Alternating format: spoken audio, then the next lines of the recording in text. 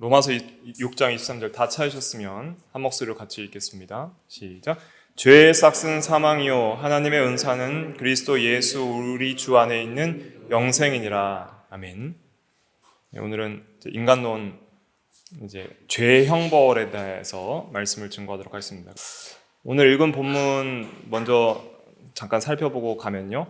죄의 삭은 사망이라 그랬습니다. 그래서 죄의 이 결과, 또 죄에 대한 그 형벌은 바로 사망인 것이죠.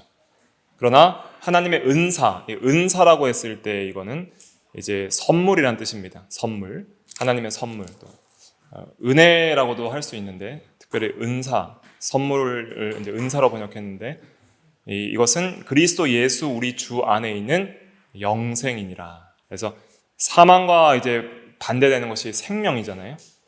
그런데 영생이라고 했을 때에는 죽을 수 없는 생명을 가리키는 거예요.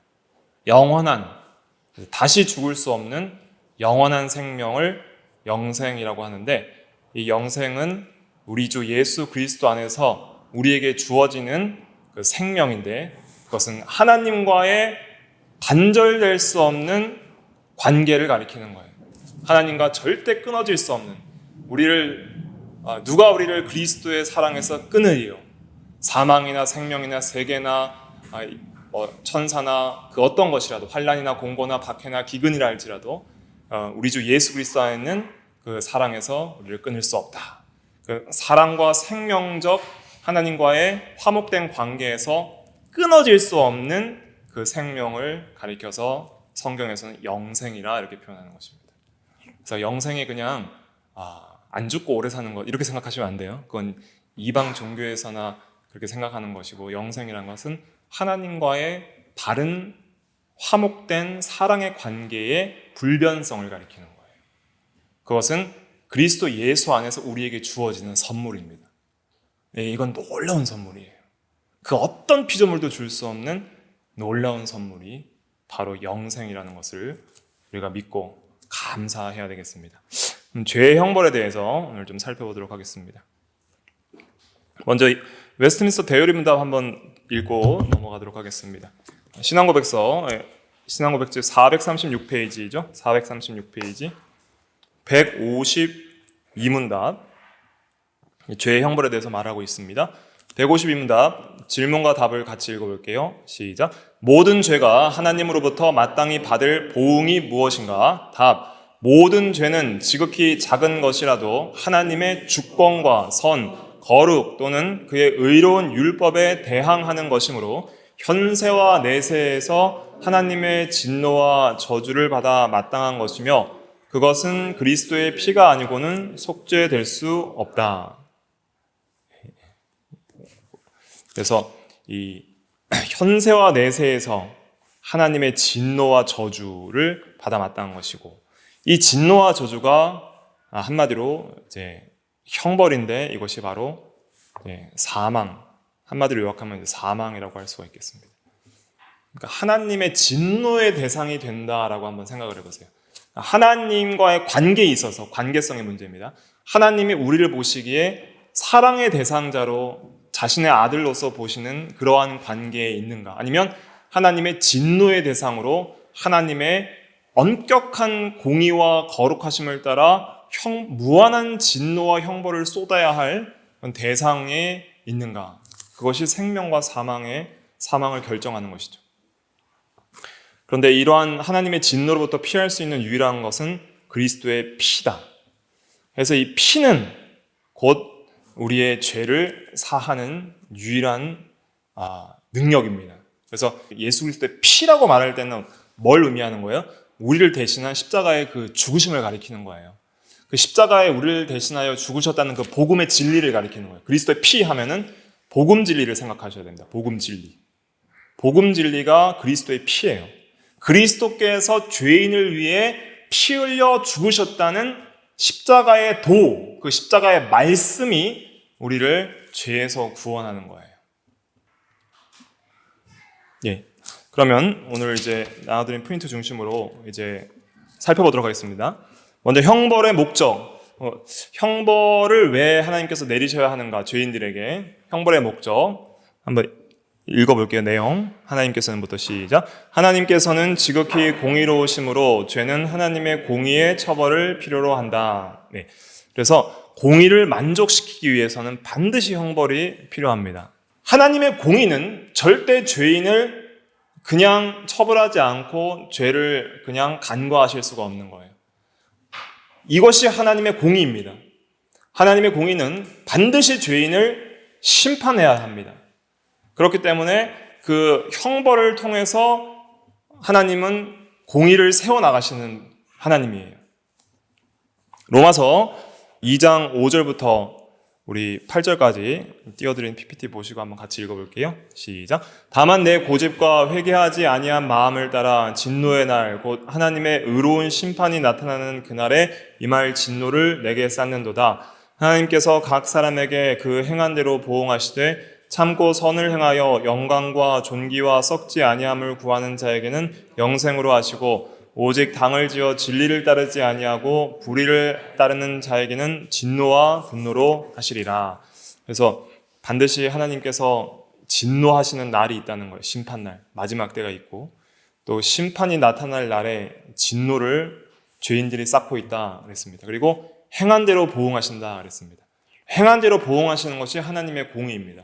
그래서 선을 행하는 자에게는 영생으로 또 불의를 따르는 자에게는 진노와 분노로 하시는 것이 바로 하나님의 공의입니다. 죄를 지어도 간과하시는 것은 의로운 하나님이 아니시기에 하나님의 공의는 반드시 형벌을 내려야 하므로 형벌의 목적은 하나님의 공의를 만족시키고 공의를 세워나가시기 위해서 형벌을 반드시 하셔야 마땅한 하나님이다 하는 것을 깨닫게 됩니다. 그래서 죄인이 형벌을 당하는 건 마땅한 거예요. 그것이 의로운 것이죠.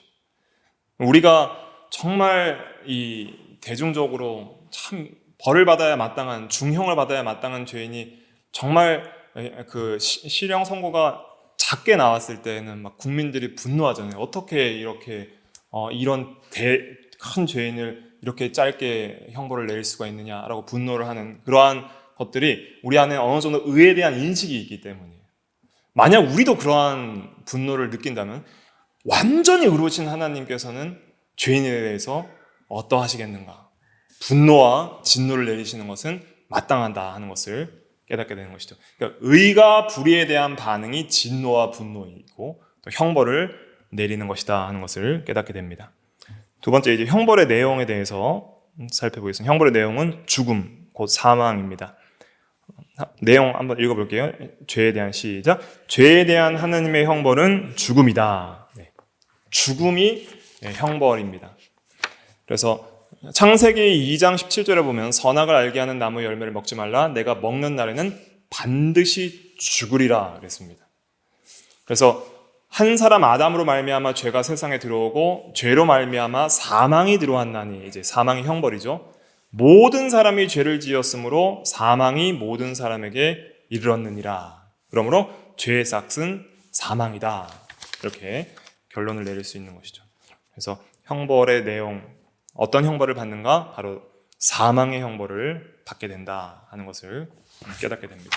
그러면 이제 구체적으로 그럼 이 죽음이란 무엇인가 생각할 수 있는 것이죠. 죽음. 죽음을 그냥 간단하게는 존재의 소멸이라고 생각하는 사람들이 있어요. 그냥 죽으면 없어진다. 죽으면 끝. 그렇게 생각하는 사람들이 있는데 그것은 바른 성경적인 진리가 아니고 죽음은 존재의 소멸이 아니라 관계의 단절이다 그랬잖아요. 근데 단절의 괄호에 뭐라고 쓰시면 되냐면 분리다 이렇게 쓰시면 됩니다. 분리가 바로 죽음이다. 단절 혹은 분리가 죽음입니다. 그러니까 단절이나 분리라는 이 단어로 죽음을 다 설명을 할 수가 있는 것이죠. 그래서 존재의 소멸이 아니라 관계, 어떤 생명적 관계가 있는데 그 관계가 단절되는 것이 죽음이에요. 이 죽음을 크게 세 가지로 나눌 수 있습니다. 세 가지. 기억하시죠? 세 가지. 무슨 죽음이죠? 세 가지. 첫째가 영적 죽음입니다. 영적 죽음. 거기다 적어보세요. 영적 죽음. 첫째가 영적 죽음이에요. 사람이 전적 부패에서 태어날 때부터 하나님과의 관계가 단절된 상태로 태어나는 것을 영적 죽음이라고 하는 것이죠. 그 다음에 두 번째가 어떤 죽음이에요? 파란색, 육체적 죽음. 영적으로 죽어서 태어난 자가 육체적으로 일정 기간 이 세상을 살다가 죽는 거예요. 그렇게 이제 죽고 나면 마지막으로 당하는 죽음이 무슨 죽음이에요? 영원한 죽음. 영원한 죽음입니다. 영원한 죽음. 이렇게 신학적으로는 성경에서 죽음을 크게 세 가지로 구분을 하고 있습니다. 그러니까 이 세 가지를 잘 구분해서 이해를 하시는 것이 중요합니다. 그러면 이제 이 죽음에 대해서 좀 자세하게 살펴보도록 하겠습니다. 첫째, 영적 죽음. 영적 죽음은 생명의 근원이신 하나님과 뭐가 끊어진 거예요? 관계가 끊어진 것이다. 관계의 단절이라고 그랬으니까 관계가 끊어진 거예요. 그러니까 하나님은 생명 그 자체세요. 그러니까 하나님은 왜 생명 그 자체이시냐면 하나님은 어떤 분이라고 그랬죠? 출애굽기 3장에 보면 스스로 계신 분이라고 그랬죠. 그러니까 스스로 계신다는 것이 어떤 의미냐면은 우리 존재 안에 생명의 근원이 없지만 하나님은 하나님 존재 안에 생명의 근원을 갖고 계신 분이에요. 그러니까 자신의 존재의 근원을 스스로 갖고 계신 분이 하나님이기 때문에 하나님은 마치 태양과 같아요. 스스로 발광하는 발광체처럼. 어떤 불을 주는 게 아니라 태양은 계속 타잖아요. 태양은 하나님의 상징 중에 하나로 쓰이는데, 그래서 이 스스로 계속적인 생명적인 그 활동을 스스로 갖고 계신 분이 하나님이에요. 그래서 모세가 가시떨기 불꽃 가운데서 하나님을 뵀는데 그 가시나무가 타지 않고 있었어요. 불이 타려면은 탈 물질과 발화점 이상의 온도와 산소 세 가지가 필요하거든요. 연소의 3대 조건으로. 근데 연소의 3대 조건 필요 없이 타는 불이 있어요. 스스로 타는 불이에요. 그러니까 스스로 타는 불이 뭘 상징하냐면 스스로 존재하시고 생명적 활동을 하시는 하나님을 상징하는 것이죠. 그러니까 모든 이 세상에 살아있다는 모든 생명체는 다 하나님께서 뭘 주시기 때문에 살아있는 거예요. 생명을 주시기 때문에 살아있는 거예요. 불신자들이 손을 하늘에 뻗으면서 하나님을 대항하면서 하나님께 반항하는 그 생명적 힘도 누가 계속 주시고 있는 거예요? 하나님이 주고 있는데 그걸 모르고 하나님을 영화롭게 하지도 않고 하나님께 감사하지도 않고 자신의 모든 받은 생명적 은혜를 가지고 하나님을 대적하는 것이죠. 그게 영적으로 죽은 상태의 인간의 그러한 죄악성이라 할 수 있는 것입니다. 그래서 생명의 근원이신 하나님과의 관계가 끊어졌으면은 이제 이것을 뭐라고 생각할 수 있냐? 하나님으로부터 뭐예요? 분리다, 이렇게 생각할 수 있는 거예요. 분리. 하나님으로부터 분리되었다. 그러니까 하나님을 알지도 못하고 사랑하지도 못하고 순종하지 못하고 하나님에 대하여는 완전히 영적으로 죽어 있는 거예요. 그러니까 영적으로 죽은 인간이 추구하는 모든 것은 다 영적이에요, 육적이에요? 육적인 거예요. 그러니까 육체가 되는 거예요. 육체 중심의 인간이 되는 거예요. 세상의 것만 사랑하고 자기의 육신에 좋은 것만 사랑하는 거예요. 물질, 쾌락, 영광, 이런 육체가 좋아하는 것만 사랑하는 거예요. 그러나 우리가 성경을 통해 진리를 배우면 이제는 더 귀한 게 뭐라는 걸 깨달아가는 거예요? 영적인 거라는 것을 깨달아가는 것이죠. 영이신 하나님, 영적인 진리, 영적인 하나님의 나라, 영적인 구원과 성화, 이러한 것들이 얼마나 더 가치 있는 것인가 하는 것을 깨달아가는 것 자체가 영적으로 살았다는 증거입니다. 근데 영적으로 죽은 자는 영적인 것을 너무 싫어하는 거예요. 예배도 싫고 말씀도 싫고 기도도 싫고 찬양도 싫고.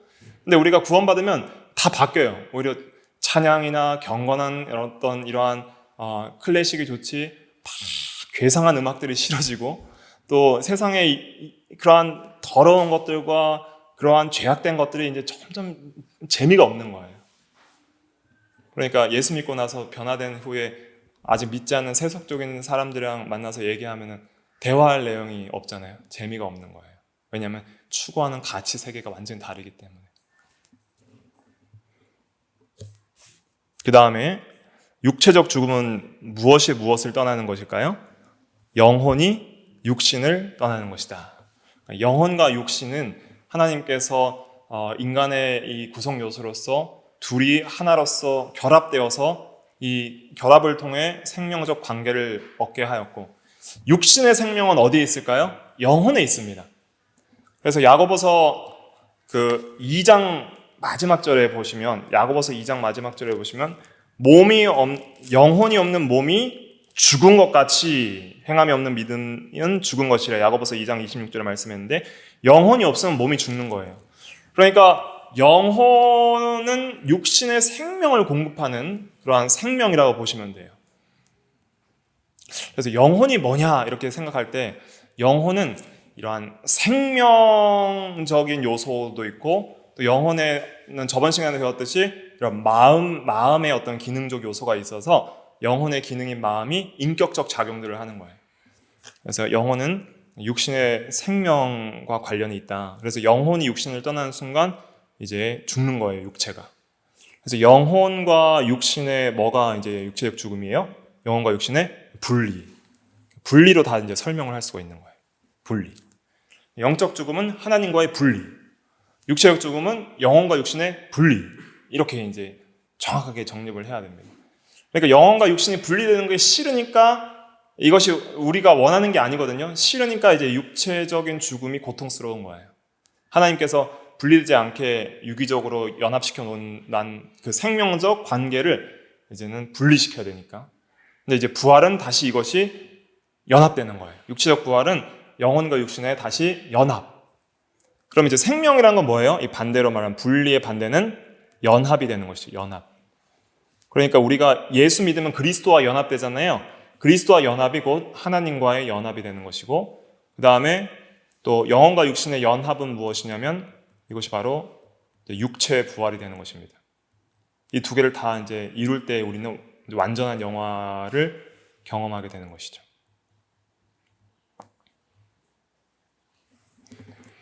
그 다음 세 번째, 이제 영원한 죽음이 있습니다. 영적으로도 죽고 육체적으로도 죽었어요. 그다음 불신자들의 몸도 부활하게 됩니다. 그리고 영육 전체가 이제 영원히 죽는 게 있어요.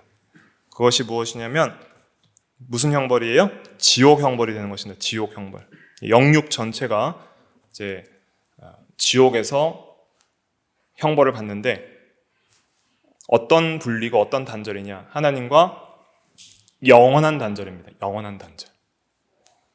이제 이 지옥에 이제 들어갔을 때부터 영원한 단절이 시작이 되는 거예요. 그 전까지는 영원한 단절은 아니에요.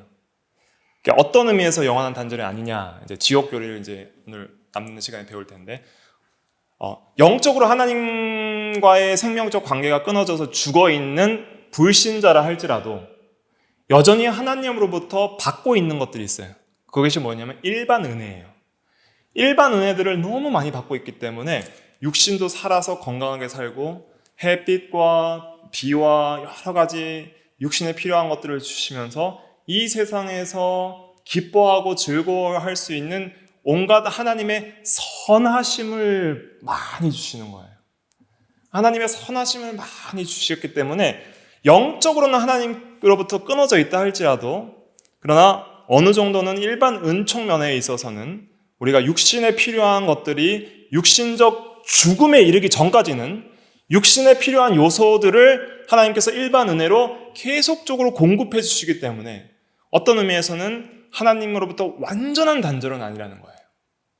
영적으로 죽은 것 자체가 이미 하나님으로부터 생명이 끊어진 건 맞지만 하나님이 여전히 예수 믿을 기회도 주시고 여전히 육신의 죽음이 있기 전까지는 계속적으로 이 세상에서 좋은 것들을 공급해 주신다는 의미에서는 하나님으로부터 완전히 끊어진 건 아니에요.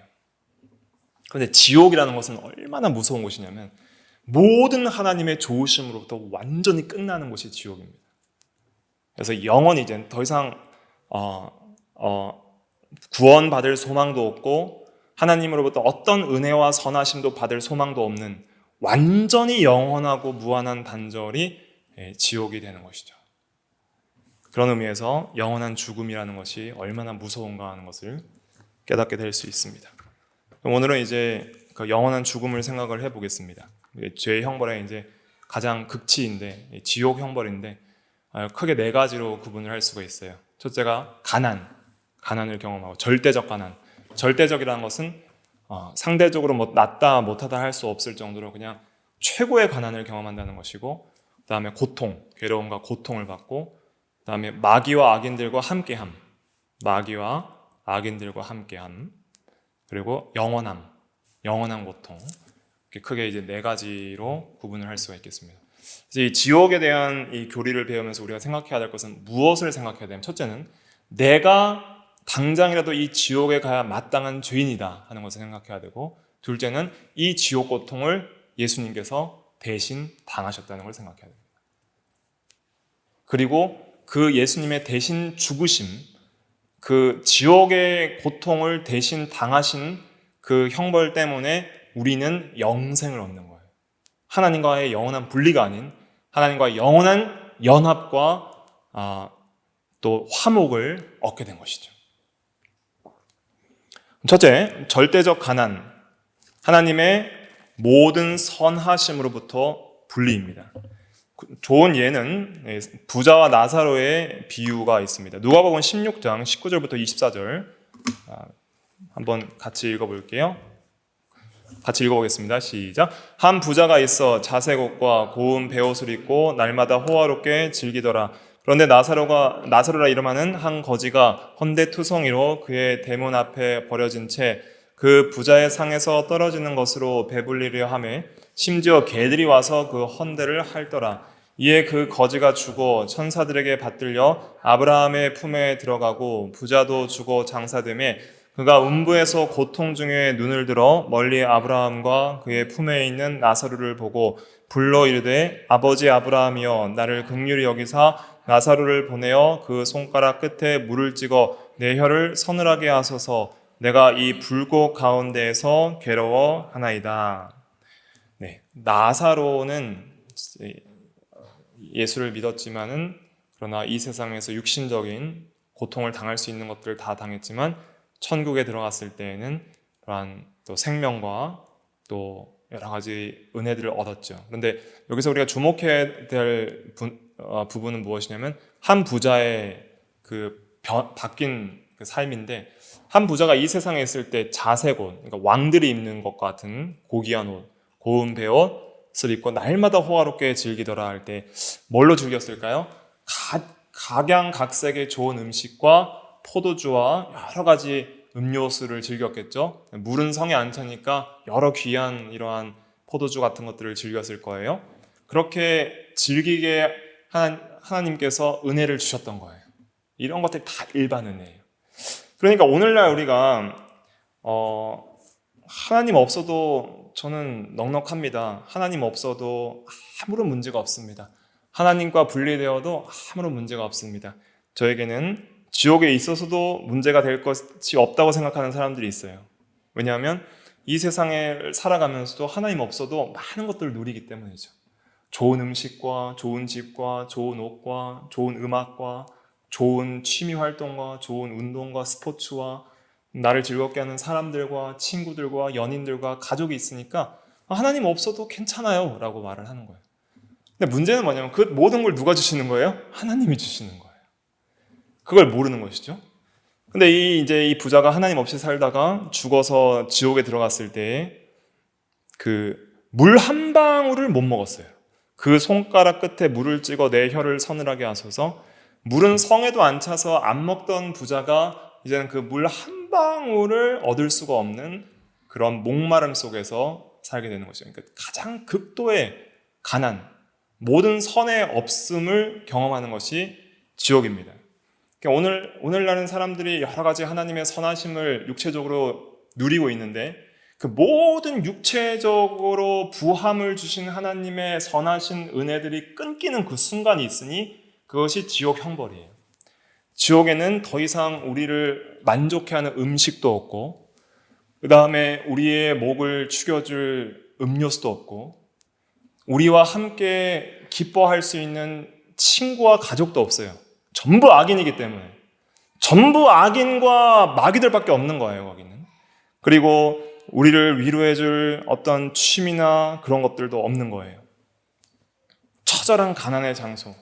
아무것도 위로받지 못하고 아무것도 없는 그러한 처절하게 가난해지는 장소가 바로 지옥입니다. 그때서 비로소 하나님의 은혜가 얼마나 귀했던 것인지를 깨닫게 되겠지만 늦은 것이죠. 그래서 하나님의 모든 선하심으로부터 완전히 분리되는 순간이 지옥인데 그러한 분리를 성경에서 뭐라고 표현하고 있는가? 마태복음 25장 41절 같이 읽어볼게요. 시작. 또 왼편에 있는 자들에게 이르시되 저주를 받은 자들아 나를 떠나 마귀와 그 사자들을 위하여 예비된 영원한 불에 들어가라. 여기서 주목해야 될 것은 무엇이냐면 나를 떠나라는 말입니다. 떠나라는 거예요. 하나님으로부터 영원히 떠나라. 영원한 불에 들어가서 하나님으로부터 분리되라는 것을 이제 백보자 심판 때에 이렇게 선포하시게 될 것입니다. 데살로니가 후서 1장 8절과 9절 읽어볼게요. 시작. 하나님을 모르는 자들과 우리 주 예수의 복음에 복종하지 않는 자들에게 형벌을 내리시리니 이런 자들은 주의 얼굴과 그의 힘의 영광을 떠나 영원한 멸망의 형벌을 받으리로다. 떠난다는 말이 있죠. 하나님과 이제 영원한 분리가 이루어지는 것이 지옥이고 그때는 모든 선하심으로부터 분리되게 될 것입니다. 두 번째는 지옥에는 끝없는 괴로움과 고통이 있을 것입니다. 마태복음 13장 42절 말씀 같이 읽어볼게요. 시작. 풀무불에 던져 넣으리니 거기서 울며 이를 갈게 되리라. 네. 또 22장 13절에도 보면 어두운 데 내던져 거기서 슬피 울며 이를 갈게 되리라 있고 또 마가복음 9장 48절에 보면 거기서는 구더기도 죽지 않고 불도 꺼지지 아니하느니라 했죠. 그 다음에 계시록 21장 8절도 같이 읽어볼게요. 시작. 그러나 두려워하는 자들과 믿지 아니하는 자들과 흉악한 자들과 살인자들과 음행하는 자들과 점술가들과 우상 숭배자들과 거짓말하는 모든 자들은 불과 유황으로 타는 못에 던져지니 이것이 둘째 사망이라. 그래서 불에 던져진다 그랬습니다. 죽는 것 중에 가장 괴롭게 죽는 방식이 타서 죽는 거라 그래요. 이제 물론 십자가의 고통이 제일 괴로운데 그것은 그 고통을 극도로 느끼는 고통을 지속적으로 오랫동안 느낄 수 있기 때문에 십자가가 제일 고통스러운 것이고 그리고 이제 죽기 전까지 가장 고통을 느낄 수 있는 방식은 이제 화형이라 그래요. 태워서 죽이는 거. 그래서 굉장히 그것이 고통스럽다고 하는데 문제는 뭐냐면 그 인간이 느낄 수 있는 그 순간적 극도의 고통을 최상으로 계속 느끼면서 그것이 영원히 지속되는 것이 지옥입니다. 그러니까 여러분들 목말라 보셨어요? 너무 목이 마른데 물을 먹을 수 없는 상황. 이런 것들 경험을 해보셨을지 모르겠지만 저는 이제 군대에서 신병 교육대대에 있을 때 행군하다가 그걸 경험했거든요. 그러니까 저는 39사단이죠. 39사단 창원 쪽에 있었는데 후방이라서 다른 건 힘들지 않은데 이제 행군이 힘들어요. 행군은 정말 오랫동안 걸어야 되는데 신병이다 보니까 뭐 수통에 물 하나 채웠지 뭐 다른 물은 준비를 안 했거든요. 근데 그거 가지고 걷는데 너무 목이 마르니까 순식간에 다 마셔버린 거예요. 근데 또 수킬로를 더 걸어가야 되는데 목이 마른데 물을 줄 사람도 없고 그러니까 그 목마름 속에서 쓰러지지 않으려고 억지로 버텼는데 버티다 못해서 이제 끝나고 이제 모든 걸 마칠 때 그때 쓰러졌어요. 그냥 다리에 힘이 풀려가지고 더 이상 움직일 수가 없더라고요. 그때 푹 하고 쓰러졌는데 그때 그 목마름을 느낀 것이 이 세상에서 살면서 그 어떤 때보다 가장 크게 느꼈던 것 같아요. 물을 구할 수 없는 상황에서. 그럼 그걸 생각하면서 지옥에서는 그것보다 더 심하게 목이 마를 텐데 그 고통이 얼마나 클까? 근데 이 고통을 누가 느끼셨어요? 예수님께서 느끼시고 십자가상에서 뭐라고 말씀하셨어요? 내가 목마르다 말씀하시는 거예요. 그러니까 그 불타는 지옥에서의 그 고통과 갈증을 예수님께서 육체적으로 다 느끼시는 거예요. 우리가 느껴야 할 것을 느끼시는 것이죠. 그리고 이 불에 타면서 죽을 수 없는 육체와 소멸될 수 없는 영혼이 이제 연합돼서 불에 타는데 지옥은 불에 타서 육체적으로 고통받는 것만 생각하시면 안 됩니다. 이것보다 더 큰 고통이 있으니 하나님과의 분리, 하나님을 상실한 거예요. 하나님을 상실한 것이 얼마나 큰 고통인가는 가장 사랑하는 사람을 잃어버릴 때 느낄 수 있을 거예요. 여러분들이 어떤 정말 사랑하는 사람과 이별할 때에 잠깐의 헤어짐도 참 슬프잖아요. 근데 정말 사랑하는 배우자를 떠나보내거나 혹시라도 자녀를 먼저 떠나보내거나 할 때에 그분들의 상실감은 뭘로도 위로할 수 없는 그런 상실감인 것이죠. 그런데 가장 우리가 사랑해야 될 대상이고 우리의 모든 것의 근원이신 하나님으로부터 상실되고 버려졌다는 그 상실된 마음이 지옥에서는 가장 큰 우울함과 슬픔과 고통이 되어서 육체적 고통보다 더 큰 고통은 하나님을 상실한 마음이에요. 그 상실한 마음을 예수님께서는 십자가상에서 뭐라고 표현하셨어요? 엘리 엘리 라마 사박다니, 나의 하나님 어찌하여 나를 버리시나이까, 그렇게 표현한 거죠. 근데 악인들은 여전히 선한 것을 공급받기 있기 때문에 지옥에 들어가기까지는 그 상실의 최고조를 못 느끼는 거예요. 영적으로는 하나님 없이 살면서 이 세상에 여러 가지 고난을 겪지만은 그럼에도 불구하고 육체적인 일반 은혜 때문에 그것을 어느 정도 보완하기 때문에 견디는 거예요. 그럼에도 불구하고 계속적으로 상실한 마음을 갖기를 원하는 것이 죄인의 마음입니다. 한번 찾아볼게요. 로마서 2장 한번 찾아보세요. 로마서 2장. 1장입니다. 죄송합니다. 1장으로 오세요. 1장. 로마서 1장 28절부터 32절까지 같이 읽어볼게요. 시작. 또한 그들이 마음에 하나님 두기를 싫어하며 하나님께서 그들을 그 상실한 마음대로 내버려 두사 합당하지 못한 일을 하게 하셨으니 곧 모든 불의, 추악, 탐욕, 악의가 가득한 자요, 시기, 살인, 분쟁, 사기, 악독이 가득한 자요, 수군수군하는 자요, 비방하는 자요, 하나님께서 미워하시는 자요, 능욕하는 자요, 교만한 자요, 자랑하는 자요, 악을 도모하는 자요, 부모를 거역하는 자요, 우매한 자요, 배약하는 자요, 무정한 자요, 무자비한 자라. 그들이 이 같은 일을 행한 자는 사형에 해당한다고 하나님께서 정하심을 알고도 자기들만 행할 뿐 아니라 또한 그러한 일을 행하는 자들을 옳다 하느니라. 사형당하는 죄인 줄 알고도 그렇게 죄를 지으면서도 마음에 하나님 두기를 싫어한다 그랬어요. 28절에. 마음에 하나님 두기를 싫어하여서 하나님을 잃어버린 상실한 마음대로 버려두시는 거예요. 그러니까 온갖 하나님을 떠나서 나오는 것은 악한 죄악들 뿐이 나오지 않는 것이죠. 근데 이 상실한 마음을 가지고 살면서도 괜찮다고 하는 이유는 무엇이냐면 하나님의 일반 은혜 때문이에요.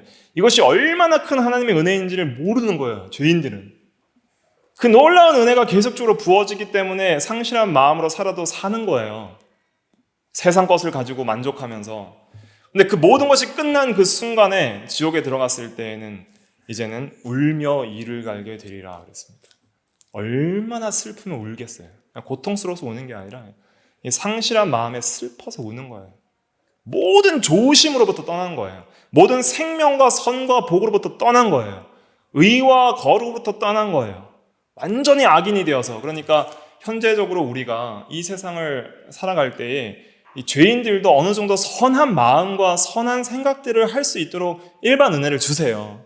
그러니까 꼭 예수 믿지 않는 사람들이라도 뭐 돌을 잘 닦고 좀 인격 수양을 잘한 사람들은 오히려 예수 믿는 성도들보다 더 이 훌륭한 위인들도 있잖아요. 그런데 그러한 위인이 될 수 있는 모든 선한 영향력들을 다 걷어가시니까 마음으로부터는 온갖 정신병의 최고조와 악한 마음의 최고조와 우울증의 최고조와 슬픈 마음의 최고조, 그러니까 이 세상에서 누릴 수 있는 최고의 악한 마음과 정신병은 다 갖고 있다 보시면 되는 거예요. 그럼 모든 선하고 바른 정신 상태와 마음 상태를 다 상실해 버리는 거예요. 그 느부갓네살 왕을 심판하는 걸 통해서도 볼 수 있거든요. 다니엘 4장에 보면 느부갓네살이 나소리 3번에서 교만할 때 총명을 걷어가시니까 짐승같이 되어서 이렇게 하나님을 상실한 마음으로 정신병자가 되어서 살거든요. 그러한 삶을 지옥에서 산다는 것이죠. 지옥에서 정상적으로 살아가는 것이 아니에요. 영육 전체가 말할 수 없는 고통을 당하는 그러한 세계에서 살아간다는 것이죠. 그래서 그 고통을 예수님께서 대신 당하셨다 하는 것을 우리가 기억을 하고 감사해야 됩니다. 세 번째는 마귀들과 악인들과 함께 하는 것이, 마귀와 귀신과 악인들과 함께 하는 것이죠. 아까 또 읽었지만 한 번 더 읽어볼게요. 마태복음 25장 41절 시작. 또 왼편에 있는 자들에게 이르시되 저주를 받은 자들아 나를 떠나 마귀와 그 사자들을 위하여 예비된 영원한 불에 들어가라. 그래서 마귀와 그 사자들, 귀신들과 함께 이제 거짓 선지자들과 함께 거기서 살게 되는 것입니다. 그러니까 아무리 좋은 곳이라도 내가 정말 싫어하는 사람, 또 뭐 이단자와 함께 이렇게 휴양지에 간다면 좋을 일이 없잖아요. 그런데 마귀와 악인들과 다 나를 미워하는, 서로 가장 미워하는 자들과 함께 그렇게 지옥에서 영원히 산다고 생각을 해보세요. 그것이 얼마나 큰 고통인가 하는 것을 깨달을 수 있는 것이죠. 그 다음에 지옥은 영원합니다. 쉼이 없어요. 계시록 20장 10절 같이 읽어보겠습니다. 시작. 또 그들을 미혹하는 마귀가 불과 유황못에 던져지니 거기는 그 짐승과 거짓 선지자도 있어 세세토록 밤낮 괴로움을 받으리라. 이거 굉장히 무서운 말씀이죠. 세세토록, 영원토록 밤낮 괴로움을 받으리라. 제가 군대에 있을 때 가장 기뻤던 말이 있는데 그게 뭐냐면 훈련 열심히 하다가 10분간 휴식 탈모 이거예요. 5월에 군대를 갔는데 너무 더운 거예요. 5월이라도 너무 더워서 막 땀이 나고 탈수가 나고 뭐 휴식 시간에만 물을 먹을 수 있으니까 막 이제 막 한계까지 끌어올리다가 10분간 휴식 탈모 하면 이제 탁 앉아가지고 모자 벗고 이 전투 모드 못 벗어요. 이제 방탄 모드 못 벗는 거예요. 그 방탄 모드가 열받으면 엄청 뜨겁거든요. 그거 벗고 이제 물 마시면서 막 쉬는 그 시간을 주어주는 그 조교의 휴식 그 소리 그것만 기다리면서 훈련을 받는 거예요. 쉬는 시간 기다리면서. 지옥에서도 계속 고통받다가 1초간 휴식하고 잠깐 물 마시면 좋겠죠. 그게 없다는 거예요. 그러니까 소망이 없는 곳이에요. 여기는. 뭔가 끝날 거라는 소망, 뭔가 나갈 거라는 소망, 뭔가 참다 보면은 뭔가 이것이 회복될 거라는 소망이 있는 사람은 그것을 견디고 인내할 수 있는 거예요. 근데 우리에겐 다 그런 소망이 있잖아요. 이건 다 지나가리라. 그리고 마침내 우리는 영원한 천국에서 세세토록 영광과 복락을 누릴 것이다 하는 그런 소망 때문에 소망이 인내를 낳는데 지옥에는 뭐가 없어요? 소망이 없는 거예요. 한번 생각해 보세요. 소망이 없다는 것이 얼마나 절망적인지. 그러니까 1000년 만년을 있어도 이것이 끝날 소망이 없는 거예요. 하나님 너무하신 거 아닙니까? 어떻게 이럴 수 있습니까? 하는데 하나님은 영원하고 무한하시기 때문에 영원하고 무한한 주권자에 대한 죄악은 이것이 합당한 거예요. 이 정도 형벌을 받아야 된다는 것은 어떤 의미를 우리에게 암시하냐면은 하나님이 얼마나 높고 위대한 분이신지를 여기서 깨닫게 되는 거예요. 감히 하나님에 대한 죄가 이 정도로 무섭다면은, 하나님에 대한 죄가 이 정도로 심각하다면은 하나님은 우리가 상상할 수 없을 정도로 위대한 분이시다라는 것을 깨닫게 되는 것이죠. 그리고 이러한 형벌을 가능하게 하시는 하나님의 그 전능하신 능력과 어미를 생각해 보시라는 거예요. 그 어떤 위대한 권세자도 이런 형벌을 만들어낼 수가 없어요. 마귀와 귀신과 악한 모든 자들을 능히 형벌할 수 있는 하나님의 전능하신 능력, 그리고 그의 의로우심과 어미, 그것을 생각해 볼 때 우리가 하나님께 대한 죄가 얼마나 무서운 죄인지를 여기서 깨닫게 되고, 그 모든 죄들을 우리의 택한 모든 백성들의 영원한 지옥 고통을 받아야 될, 개개인들이 영원히 지옥 고통 받아야 될 그 죄들을 한 번에 다 지시고 한 점 십자가에서 예수님이 죽으신 거예요. 그걸 우리가 믿는다면은 우리가 받은 구원의 은혜가, 그 영생이라는 그 은혜가 얼마나 큰지를 깨닫게 되는 것입니다. 그래서 오늘날 우리 성도들은 이제는 이러한 지옥의 형벌을 받지 않습니다. 그리고 또 지옥의 고통을 받지 않지만 우리에게는 뭐가 있어요? 징계가 있는 거예요. 징계랑 형벌이랑은 좀 다릅니다. 형벌은 죄에 대해서 그냥 내리고 끝이에요. 근데 징계라는 것은 목적이 있는 거예요. 목적. 어떤 목적이 있냐면은 회개하고 돌이키게 하시는 하나님의 사랑의 목적이 있어요. 선하신 목적이 있어요. 매를 때리셔서 돌이키시려는 그런 사랑의 목적이 있어요. 그러나 회개하지 않는 죄인들에게는 형벌밖에 남는 것이 없는 것입니다. 그렇기 때문에 우리가 이러한 놀라운 은혜를 받았다는 것을 감사하고, 이제는 마땅히 우리가 이러한 형벌을 받아야 될 죄인인 것을 깨닫고, 그 다음에 예수님의 그 대신 죽으신 그 은혜에 감사하는 우리가 다 돼야 되겠습니다. 기도하겠습니다.